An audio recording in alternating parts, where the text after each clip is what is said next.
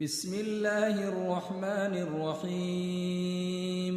الرحمن علم القرآن، خلق الإنسان علمه البيان. الشمس والقمر بحسبان، والنجم والشجر يسجدان. والسماء رفعها ووضع الميزان ألا تطغوا في الميزان، وأقيموا الوزن بالقسط ولا تخسروا الميزان. والأرض وضعها للأنام، فيها فاكهة والنخل ذات الأكمام، والحب ذو العصف والريحان. فبأي آلاء ربكما تكذبان؟ خلق الإنسان من صلصال كالفخار، وخلق الجان من مارج من نار.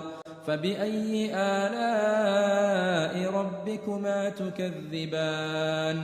رب المشرقين ورب المغربين. فبأي آلاء ربكما تكذبان؟ مرج البحرين يلتقيان بينهما برزخ لا يبغيان. فبأي آلاء ربكما تكذبان؟ يخرج منهما اللؤلؤ والمرجان. فبأي آلاء ربكما تكذبان؟ وله الجوار المنشآت في البحر كالأعلام.